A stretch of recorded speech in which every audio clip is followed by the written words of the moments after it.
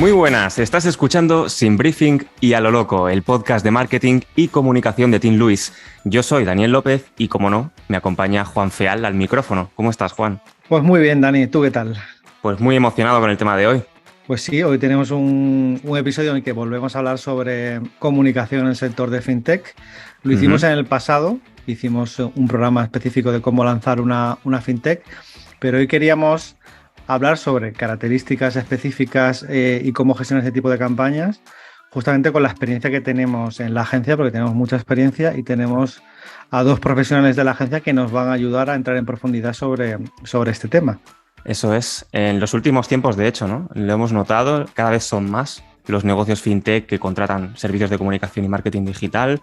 Y para entrar en detalle en tipos de campaña, servicios más demandados, cuáles son los desafíos que estas empresas se encuentran a la hora de comunicar, contamos con dos compañeras para que nos cuenten. Ellas son, por un lado, Paula García, Account Manager en la oficina de Team Luis en Madrid. Hola, Paula, bienvenida. Hola, muchas gracias. Y está con nosotros también Noelia Iglesias, que es directora de cuentas en la oficina de Team Luis en Barcelona. Bienvenida al podcast, Noelia. Hola, ¿qué tal? Gracias a las dos. Comenzamos.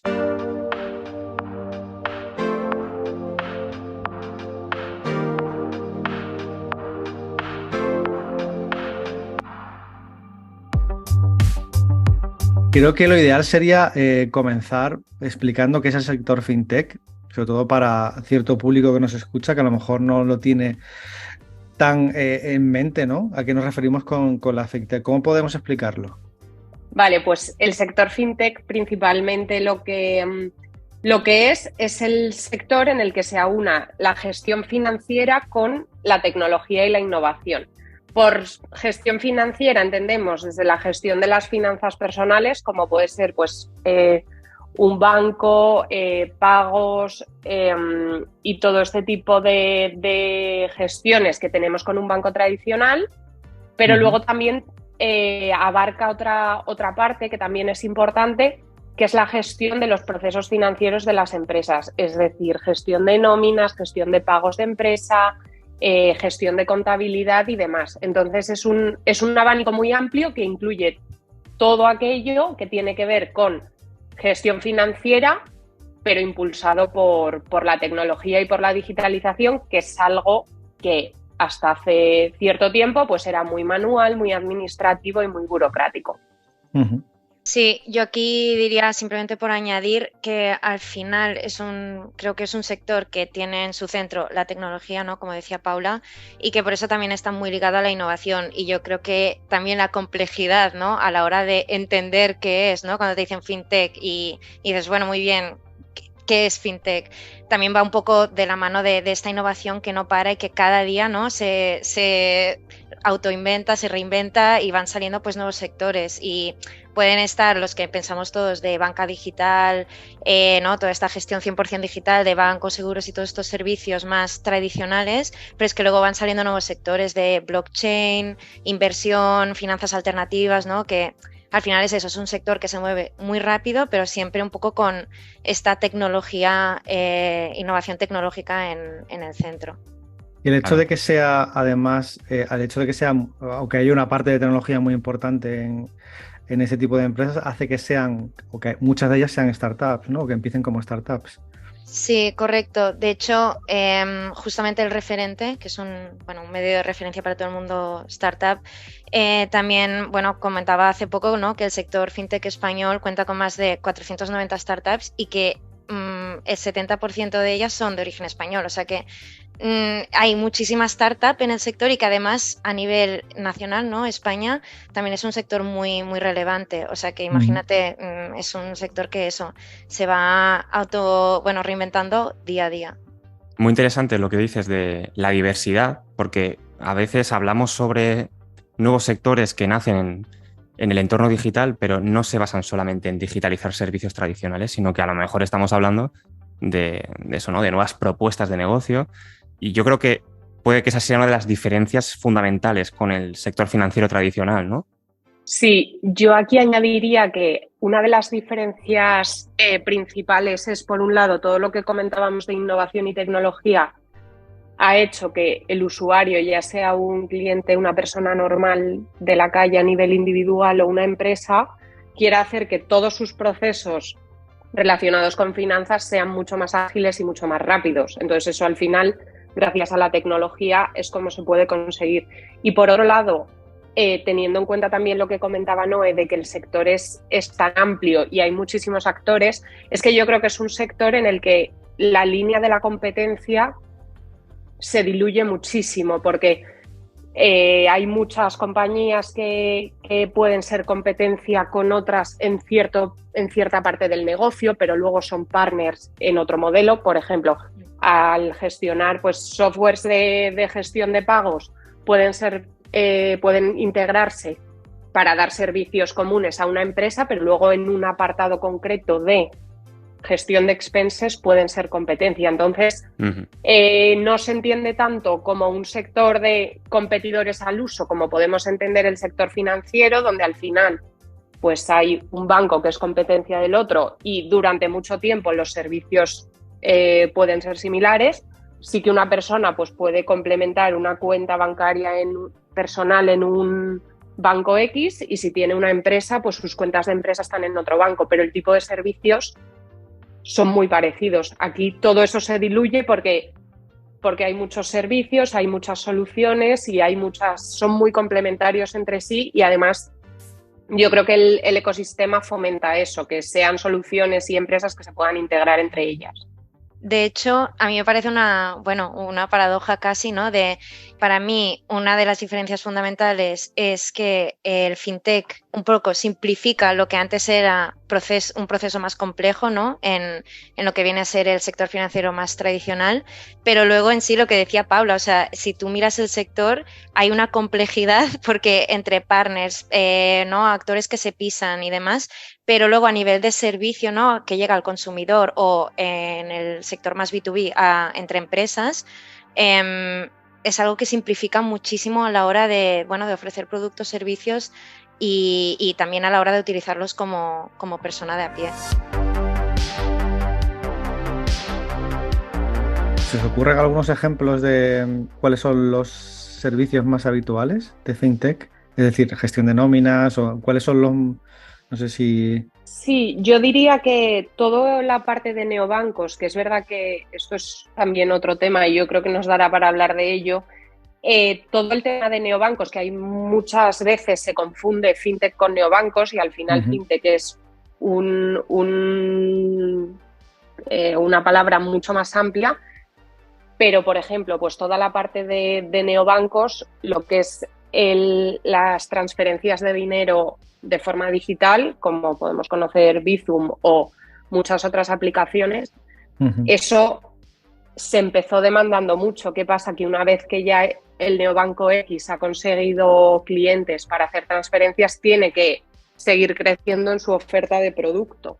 Entonces, pues al final, todo lo que tiene que ver, por ejemplo, las criptomonedas, el trading, también, por ejemplo, toda la parte de financiación a compras, todo eso lo van integrando estas empresas porque al final son servicios que el consumidor está demandando. Y por la parte de las empresas, la gestión de nóminas, que ahí, bueno, ya nos podríamos ir más a un segmento de gestión de recursos humanos y demás, pero toda la parte de pagos de empresa, tarjetas de empresa, expenses y demás, son servicios que las empresas usan cada día y que necesitan agilizar. Y entrando ya más en nuestro sector, en nuestro caso concreto, ¿con qué marcas habéis trabajado en los últimos años y sobre todo qué campañas destacaréis? Pues en el caso de Barcelona, por ejemplo, hemos colaborado con varias marcas. Destacaría sobre todo en la parte más de cara al consumidor, ¿no? De estos nuevos servicios que quiere utilizar una persona, ¿no? de pie, de calle. Sería BestoApp, que es una app de inversión y que además de un poco democratizar, ¿no? Que es un término que se utiliza mucho, las inversiones, también te educa sobre las finanzas personales, que de hecho es otro gran sector que también está cobrando mucha importancia en el mundo fintech. Y bueno, la campaña más grande que tuvimos obviamente fue el de lanzamiento de esta app, ¿no? Que al final se centraba mucho pues en las generaciones más jóvenes que al final no han obtenido una educación financiera y que no entienden el mundo financiero en general o incluso cómo gestionar sus propias finanzas personales. Y bueno, por ejemplo, esta campaña y esta app en sí es un gran ejemplo de, ¿no?, cómo están innovando dentro del sector fintech de cara al consumidor. Paula, ¿tú en Madrid? Sí, pues mira, por la parte de Madrid podríamos destacar, por ejemplo, la campaña de lanzamiento de Conto, que es un neobanco de origen francés dirigido sobre todo a pymes y autónomos. Esto es muy novedoso y me gusta destacarlo porque fue la primera fintech con la que empezamos a trabajar.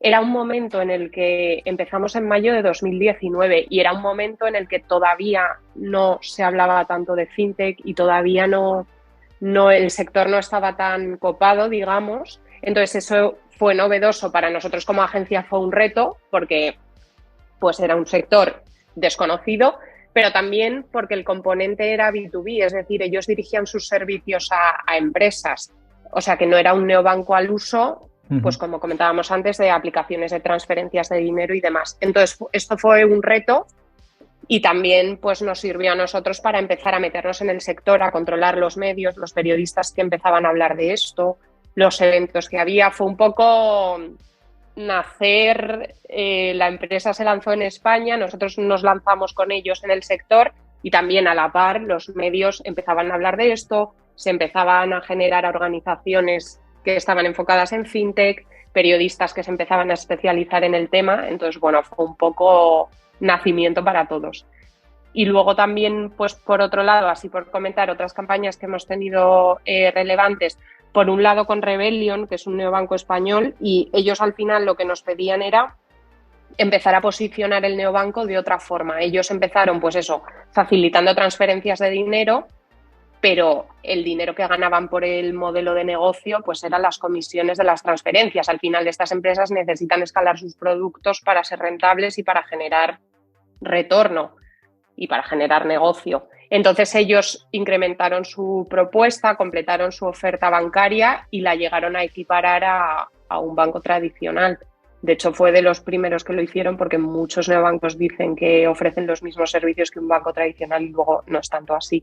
Entonces esto también fue interesante a nivel de comunicación porque teníamos que pasar de, bueno, un neobanco divertido para jóvenes y demás a manteniendo ese espíritu, pero ya comunicar que la marca era más fuerte, que había crecido y que ya era otra cosa. Creo que también es interesante que nos contéis para qué suele contratar una fintech a una agencia y cuáles suelen ser los servicios más demandados. Entiendo que muchas de ellas, como hemos comentado, son startups, no tendrán mucho recorrido a nivel de prensa, ¿no? Sí, yo aquí, sobre todo en Barcelona, otro caso que tenemos es Finaro, que es un banco adquiriente, que aquí ya entramos en términos del mundillo, pero eso es al final un proveedor de servicios de pagos, ¿no? Y sería esta parte más B2B y es una parte, bueno, extremadamente complicada, ¿no?, de entender, tiene diferentes procesos y demás, pero lo que comentábamos antes, hay muchos players en el mercado ofreciendo servicios o con los que hacen, ¿no?, algunas colaboraciones para algunos productos en concreto. Entonces yo creo que ahí contar con una agencia y sobre todo lo que Finaro también en nuestro caso en Barcelona agradece es les aportamos ese valor de hacer ruido, ¿no? Es difícil destacar en un mercado que está, bueno, plagado de diferentes players, que cada uno con su propuesta de valor o incluso con los mismos servicios o que podrían ser partners. Es difícil hacer ruido y destacar y presentar tu propuesta, tu servicio, tu producto a tu público objetivo. Entonces aquí nosotros, nuestra labor creo que es muy, muy importante, ¿no? El hecho de poder explicar todo lo que se ofrece, ¿no?, en esa solución, en ese producto y que llegue correctamente al público que queremos, al que queremos que llegue, ¿no? Entonces aquí, bueno, creo que una agencia siempre, bueno, el cliente siempre nos lo agradece cuando, ¿no? A veces no es solo tienes que estar en digital, a veces tienes que comunicar con los medios, ¿no? Un poco ir variando esta estrategia según cada producto, cada solución, cada campaña que esté poniendo el cliente en marcha. Yo creo que lo que hemos comentado, o sea, anunciar la llegada al mercado, pero también hacer un mantenimiento de ese lanzamiento en el mercado. Y luego, por nuestra parte, también damos mucho apoyo a los clientes en lo que es búsqueda de eventos y organizaciones del sector, adhesión a asociaciones del sector y también pues, gestión de su participación en eventos.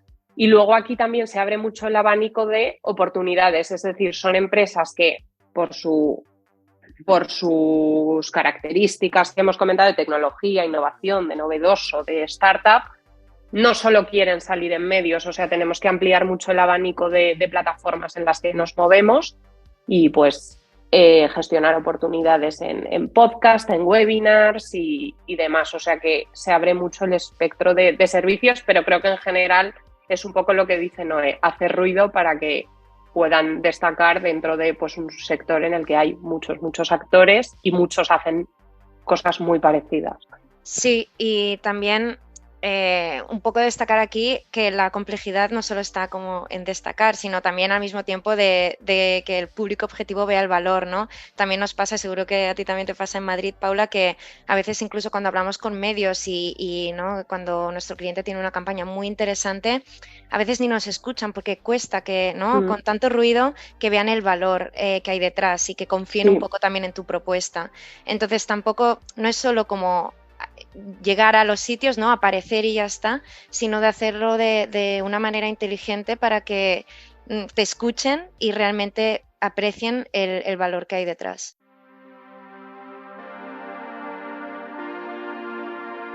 A nivel general, ¿qué acciones o formatos creéis que son los que o qué ha funcionado mejor en el pasado a la hora de realizar campañas con ese tipo de empresas? Pues aquí yo destacaría que igual que pues hace unos años, como comentaba, cuando lanzamos Conto, por lo novedoso del sector, el hecho de que una empresa de esta tipología abriese mercado en España ya era novedoso per se. Ahora mismo no es tan novedoso, o sea, tenemos realmente que saber comunicar el valor que aporta, como decía Noé, y también la importancia del mercado para esta empresa. Entonces, al margen de comunicar esto y hacerlo bien, formatos y acciones que nos hayan funcionado bien con medios, al final siempre lo decimos, yo creo, en las agencias de PR, pero es la verdad, los datos es lo que mejor funciona. Entonces, creo que aquí por parte de los equipos que trabajamos con los clientes tenemos que hacer un pensamiento de, vale, ¿qué datos podemos generar? Son aplicaciones financieras y todo digital, o sea que hay una parte que, al margen de hacer estudios con terceros, son empresas que pueden obtener sus propios datos de uso, de usuarios, y todo lo que se extrae de ahí es muy interesante. Yo aquí pensaba en 2 ejemplos por comentarlo rápidamente, pero pues por ejemplo con Rebellion sacamos un servicio de intercambio y trading de criptomonedas cuando todavía no se hablaba tanto de las criptomonedas, y realizamos un estudio sobre el uso de criptos en los jóvenes españoles y un poco sus tendencias de inversión, qué conocimiento tenían sobre la inversión, porque aquí también, como decía Noé antes, hay una parte muy importante que es una parte divulgativa, educativa y demás. Entonces, eso nos funcionó muy bien, esos datos. Y luego, por poner también otro ejemplo así más enfocado a empresas, pues trabajando con Pleo, que es una empresa de gestión de pagos de empleados y expenses y demás, hicimos un estudio un poco vinculado al gasto que suponía para las empresas el teletrabajo en los empleados, pues vinculado a la ley del teletrabajo, también a la subida de los precios de la energía, del IPC, y este dato al final pues conseguimos salir en medios generalistas, que es el gran reto, ¿no? para este tipo de empresas. En nuestro caso, y un poco ligado a lo que comentaba ahora Paula, de, por ejemplo, las criptomonedas, yo creo que es el mejor ejemplo de cómo hacer ruido, ¿no?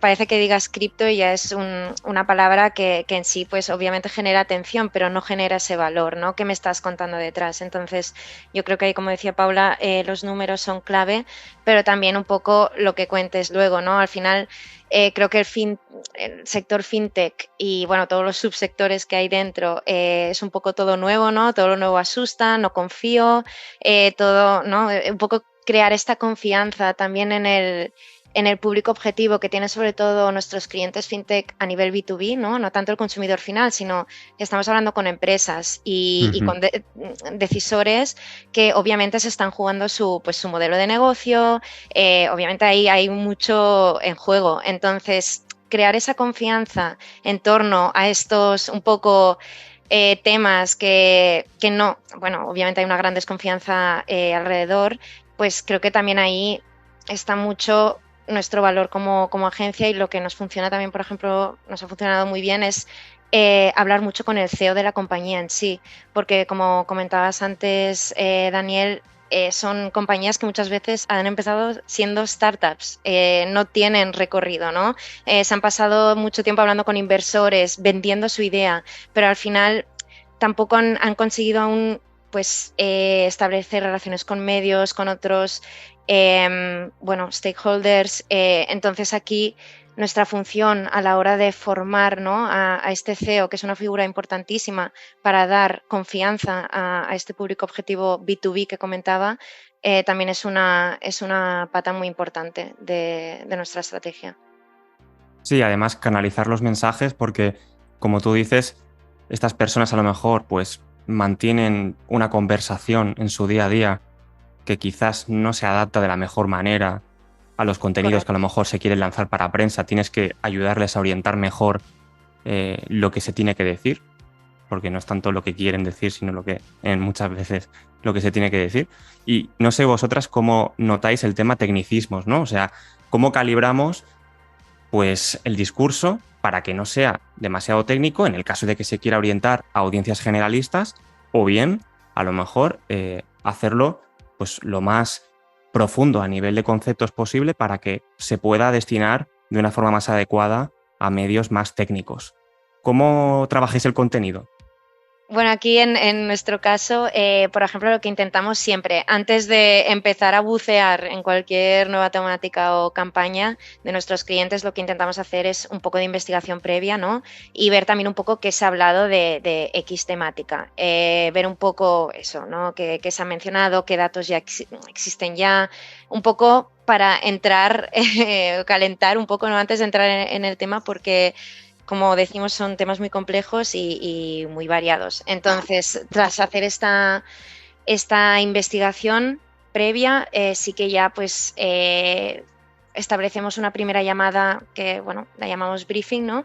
En el que el cliente o una persona designada, que puede ser tanto un perfil más técnico como el CEO, porque en muchos casos, como os decía, son empresas pequeñas, ¿no?, que al final el CEO es el que también tiene ese perfil técnico, pues nos explica un poco su apuesta, su proyecto, la campaña en sí, el nuevo producto, lo que sea, ¿no? Entonces, de ahí ya pues nosotros preguntamos, nos enfocamos mucho sobre todo en entender la parte técnica, aunque después eso lo traslademos a mensajes más generalistas para audiencias más generales. Nos viene bien entender la parte técnica, porque sin entender esa parte no sabemos dónde realmente aportan valor. Y luego, obviamente, que si vamos a audiencias técnicas hay que entender esa parte, ¿no?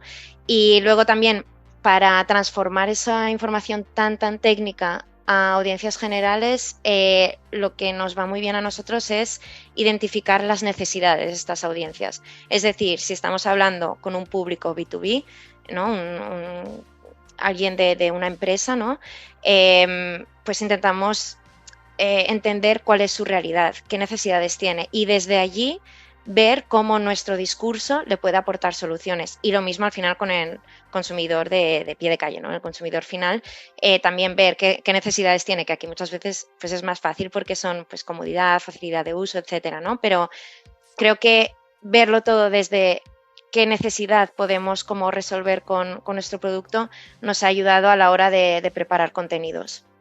Yo creo que es muy importante lo que ha dicho Noé, que es importante que el equipo nos hagamos una buena inmersión en los términos y conozcamos muy bien qué es lo que hace el cliente de forma técnica, porque al final luego cuando tratamos con periodistas, por un lado hay mucho lugar a error porque en el sector hay muchos términos que se pueden confundir. Por ejemplo, Open Banking, Banking as a Service, FinTech, neobanco, son términos muy parejos pero diferentes y al final cada empresa quiere comunicar lo que hace de verdad y de forma correcta, no vale cualquier término. Entonces aquí es necesario que por parte del equipo entendamos bien y conozcamos bien estos tecnicismos y sepamos pues que cuando se habla de licencia de dinero electrónico no es lo mismo que licencia bancaria, conozcamos bien cuáles son los pasos para ser un banco propiamente dicho y cuándo todavía no, qué licencia necesitas, que supone que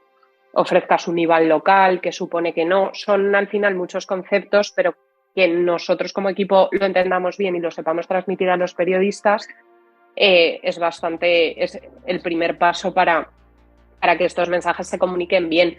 Y luego, por otro lado, a nosotras en el equipo, algo que nos ha funcionado muy bien cuando ya nos metemos en cuestiones más complejas, pues pienso, por ejemplo, en nuestro cliente Solaris, que ellos lo que hacen es una plataforma de Banking as a Service. Es decir, lo que hacen es ofrecer servicios bancarios a clientes que no son bancos. Es decir, que un cliente que no es un banco pueda actuar y pueda ofrecer servicios como si fuese un banco. Todo eso, toda esa infraestructura tecnológica y de licencias que le permite pasar a ser un banco y ofrecer servicios bancarios sin serlo, es lo que le ofrece a nuestro cliente. Y no es algo fácil de explicar, pero es verdad que con ejemplos concretos, por ejemplo, una empresa de retail no puede ofrecer préstamos al consumo en las compras, pero gracias a nuestra plataforma, con nuestra licencia, sí lo puede hacer. Y por eso puede ofrecer pues pago a plazos, crédito y demás. Creo que los ejemplos y los casos de éxito bajados a empresas con las que cualquier consumidor trata, pues por ejemplo un supermercado, una tienda de ropa, etc., al final aportan como mucha claridad cuando explicamos lo que hacen, porque son sectores muy amplios en los que hay mucho servicio, mucho tecnicismo, muchas palabras, y al final simplificarlo todo en un ejemplo suele funcionar bastante bien.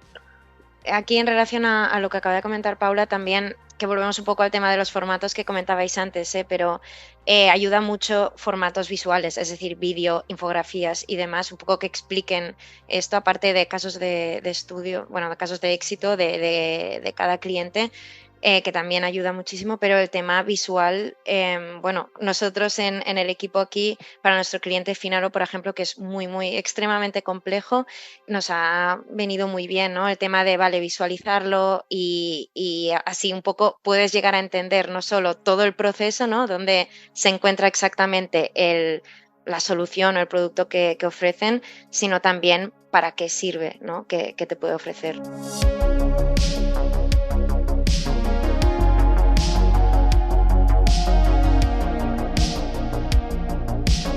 Hemos estado hablando sobre campañas de comunicación tradicional o integradas con una parte digital, y os quería preguntar por el influencer marketing orientado a fintech, teniendo en cuenta sobre todo que, como hemos dicho antes, hay muchas empresas que son startups y que son servicios muchas veces que están muy orientados a gente mucho más joven, ¿no? ¿Habéis utilizado el influencer marketing en ese tipo de campañas? ¿Qué opináis? ¿Cómo os han funcionado? Pues aquí nosotras en Madrid sí que hemos hecho alguna campaña con influencers. Sí que es cierto que con clientes con los que hemos tratado, pues neobancos a consumidor final, a gente joven, uno de los problemas que les plantea las campañas con influencers es que, bien, el mensaje llega, el nombre cala, la gente, pues si tú ofreces un código de descuento o cierto, por ejemplo, con todas las plataformas de trading, pues a lo mejor por descargarte la app y loguearte, te ofrecen una cantidad de dinero para empezar a invertir y demás. ¿Qué pasa y qué problemas se nos planteaba? Que muchas veces hay una gran masa que se descarga la aplicación, pero luego no son usuarios activos en ella. Es decir, si cuentan como pues cuánta gente tiene descargada la aplicación, pero realmente no son usuarios. Entonces, las campañas de influencer tienen que estar pensadas un poco más allá, no solo para fomentar descargas, porque luego realmente se queda en nada. Esto más por allá. El lado de captación, claro, ¿no? Y luego la fidelización y el continuar usando, claro, el servicio, sí, ya es otro tema. Claro, que al final es un poco cómo empiezan este tipo de empresas, pues captando usuarios y luego lo que comentábamos, escalar su oferta de servicios para fidelizar y sobre todo para ofrecer productos que al final a la empresa le reporten beneficios. Pero es verdad que el limitar a solo descargas o a solo, pues eso, un login inicial era una problemática que sí que nos planteaban, sobre todo por la parte de consumidor. Y luego, por comentar el panorama B2B, que a mí en este caso me parece bastante interesante, es que lo primero para una campaña de influencer marketing, como para cualquier campaña en realidad, es tener claro cuáles son los objetivos.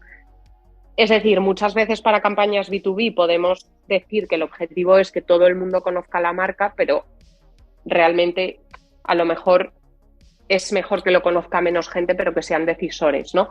Entonces aquí nosotras lo que hemos planteado a veces y lo que hemos hecho es, por un lado, balancear eso, o sea, poder hacer un poco más de awareness o de conocimiento de marca con influencers que no estén súper enfocados a consumidor, porque al final una aplicación financiera para empresas, si uno no tiene una empresa, no se la va a descargar, aunque la activación con influencers sea muy buena y te suene el nombre. Pero sí que es verdad que aquí hablaría más de líderes de opinión del sector pues, financiero, del sector startup, del sector innovador, de la innovación en España, más que de influencer al uso como nos podemos imaginar en un Instagram o en un TikTok, que es una de las plataformas que se está moviendo mucho para este tipo de aplicaciones. Y la realidad es que el LinkedIn es una herramienta que funciona muy bien para ello, porque hay muchos pues, líderes de opinión, como decíamos, que tienen una comunidad muy fuerte pues, de emprendedores, de business angels un poco más a lo mejor chiquititos o comunidades de, pues eso, de inversión en startups, todo el panorama pues, de los freelance y nómadas digitales y demás. Al final, poder dirigirnos a este tipo de influencers o líderes de opinión y poder hacer activaciones con ellos, pues ya sea en sus LinkedIn, en webinars concretos que organizan, en las newsletters que mandan a sus comunidades y demás, nos ha reportado, sobre todo en términos de networking, o de leads, que el cliente pueda llegar a conocer a empresarios que necesitan su solución, es un poco lo que mejor nos ha funcionado. Sí, de hecho, aquí en Barcelona esta parte más de influencer B2B también la hemos trabajado bastante y aquí es un poco donde ves que se mezclan todos los mundos, ¿no? Porque al final hay muchos de estos influencers, ¿no? Que es lo que decimos, no hay que pensar en esta parte más Instagram, TikTok, más de consumidor, sino más de líderes de opinión, que de hecho son periodistas, ¿no? Porque al final los periodistas sí que hablan, pues, con muchas empresas, muchos actores, muchas también instituciones, ¿no? Y ellos tienen pues muchísimos conocimientos. Entonces, aquí se entremezclan un poco nuestros servicios también PR, influencer B2B, ¿no? Un poco esto de organizamos un webinar o incluso un LinkedIn Live con el CEO de nuestro cliente, por ejemplo, y un influencer B2B que puede incluso llegar a ser el propio periodista, ¿no?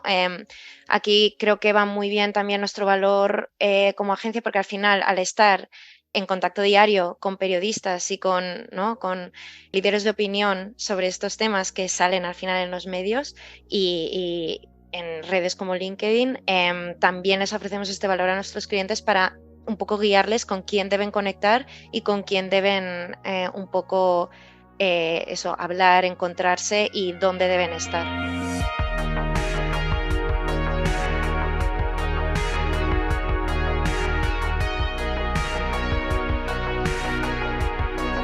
Otro tema es que las fintech suelen operar en diferentes países y por ello pues suelen demandar agencias globales que las ayuden a coordinarse. La clásica del X startup entra en España o se expande a Francia y Alemania, ¿no? Por ejemplo.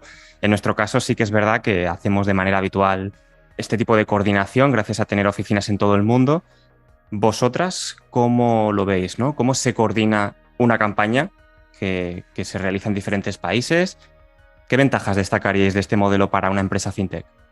Bueno, yo en nuestro caso acabamos de hecho de gestionar una campaña en el mercado ibérico para nuestro cliente Finaro y, por ejemplo, aquí hay muchas ventajas y es que la coordinación obviamente es ideal, no hay problemas de pisarnos con temas de horas, con temas de contenidos, ¿no? De equivocarse, de enviar un contenido erróneo o temas de aprobaciones.